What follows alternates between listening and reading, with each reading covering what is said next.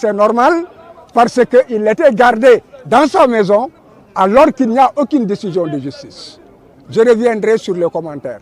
Mais ce que je dis, c'est que les libertés, les droits en Afrique sont menacés et les précédents de l'État du Sénégal, si en fait sont copiés sur la base de la décision qui a été rendue, il faut dire que l'Afrique est partie pour une instabilité générale, durable et peut-être pour des années et des années.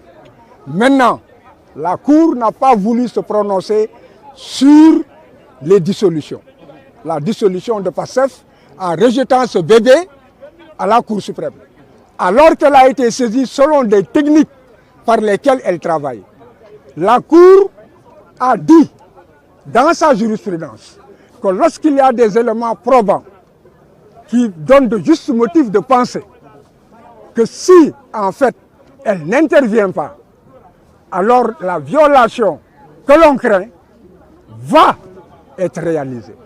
Et par voie de conséquence, elle rend une décision a priori avant qu'il y ait une violation concrète. Ce qui n'a rien à voir avec la constatation de la violation, de la violence. Et là aussi, ce qui est grave, la Cour dit que la saisie des biens de Ousmane Sonko, c'est normal, c'est légitime dans le cadre d'une procédure judiciaire, donc la Cour n'a pas compris son dossier. Parce que Ousmane Sonko a été arrêté en rase campagne, ses biens ont été, disons, volés, et sa vie privée mise à nu, et puis il a été séquestré 55 jours avant que plus tard une procédure judiciaire ne soit ouverte. C'est quand même bien dommage que la Cour n'ait pas peut-être bien regardé son dossier, parce que les faits tels qu'ils sont rétablis permettent d'appliquer la règle de droit qu'il faut appliquer. Mais lorsque les faits ne sont pas bien établis ou dits, à partir de ce moment déterminé, la règle de droit ne peut être qu'erronée. En tout état de cause, retenez que la Cour de justice de la CEDEAO était saisie de violations de droits de l'homme. Elle a statué sur des violations de droits de l'homme et de droits démocratiques. Ce qui n'a rien à voir avec les décisions où c'est la règle de droit de fond qui en fait est connue par les juridictions nationales. Donc, c'est deux choses en fait différentes. Donc, il faudrait, par voie de conséquence, que l'on sache une chose, que cela n'affecte pas l'espoir que nous avons sur ce que les juges sénégalais, eux, savent que c'est le destin de ce pays, que c'est l'avenir de ce pays, que cela va se répercuter jusque sur leur progéniture et sur, comment dirais-je, leur descendance.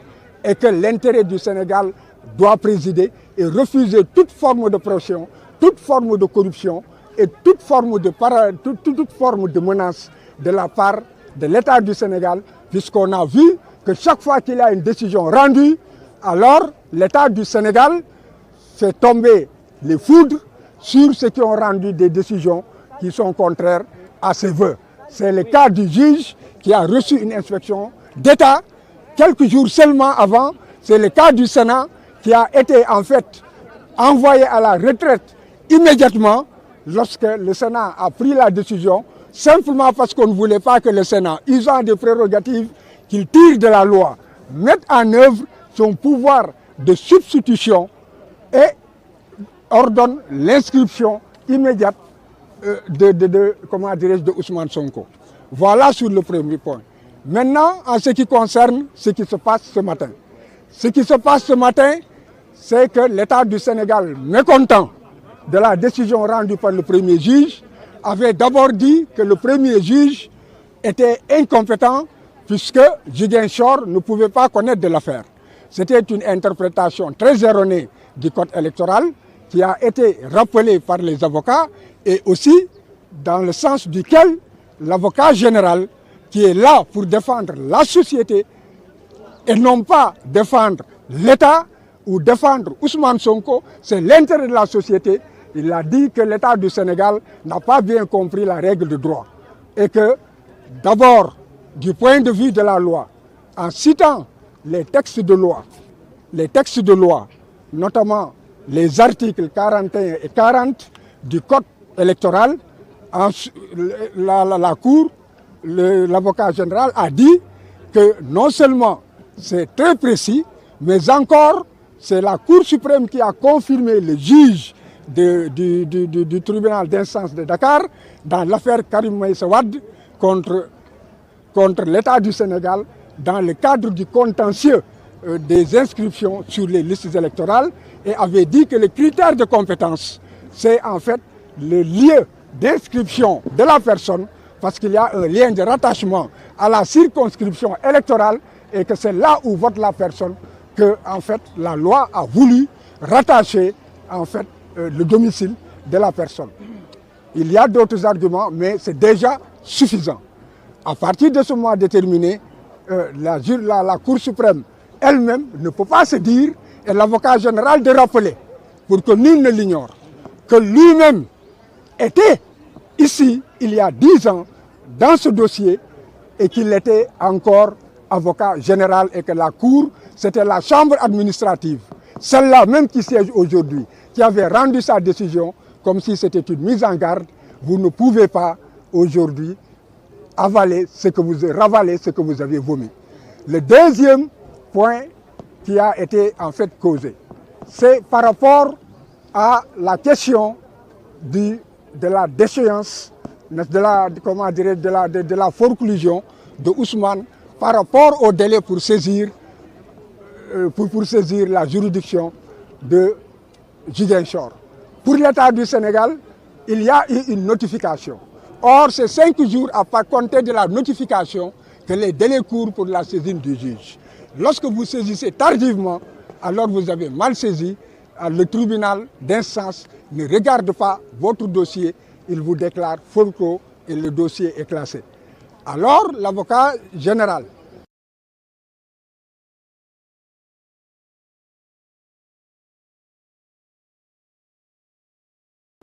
abondant dans le même sens que les avocats de la défense, a fait comprendre la notification, c'est porter à la connaissance d'une personne par la voie.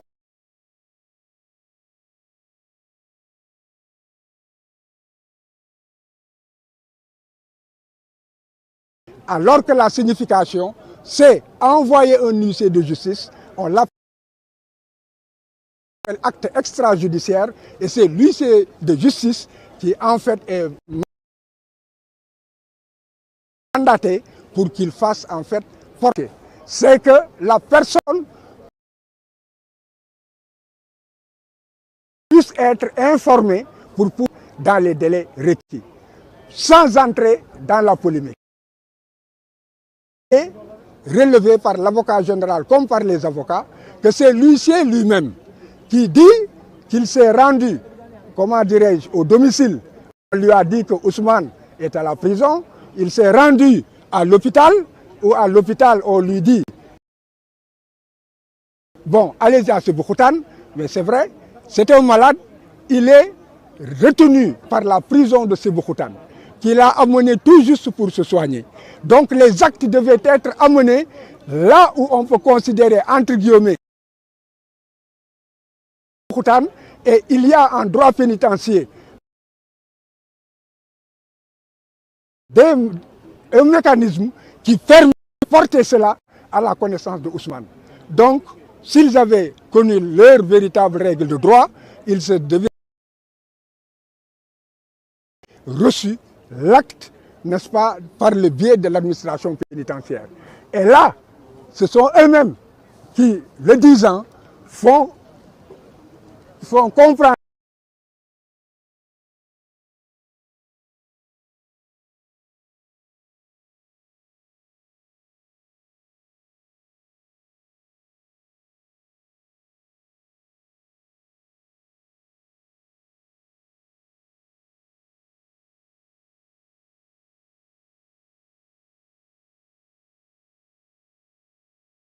aussi, comme les avocats ont soulevé, que cette théorie de la connaissance acquise, n'est-ce pas, c'est en fait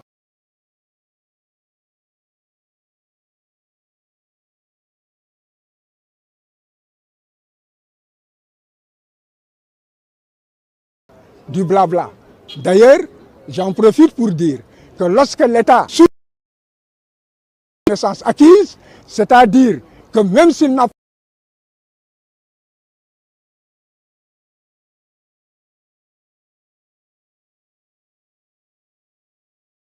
pas reçu notification, il savait en tout cas été compétente qui a procédé à la radiation, à savoir les commissions administratives électorales ou bien les organes des personnes qui en réalité sont des préposés du ministère de l'Intérieur, ce sont les préfets, les sous-préfets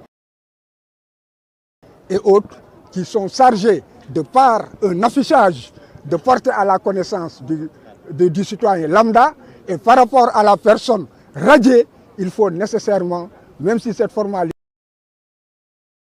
Donc l'État reconnaît par là qu'il n'a pas accompli la formalité.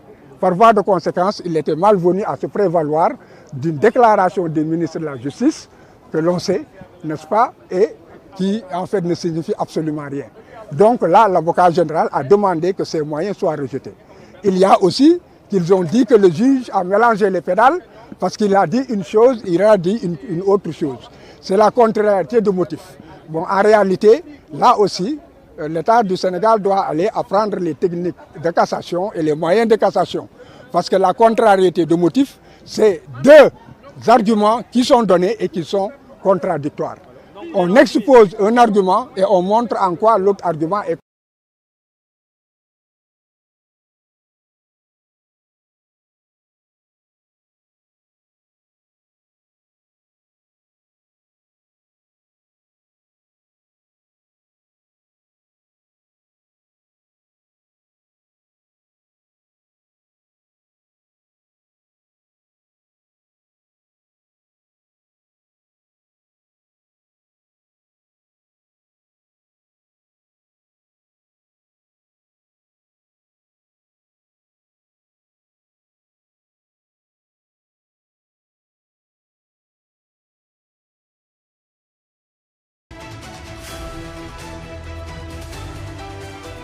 le raisonnement d'un juge pour parvenir à sa décision.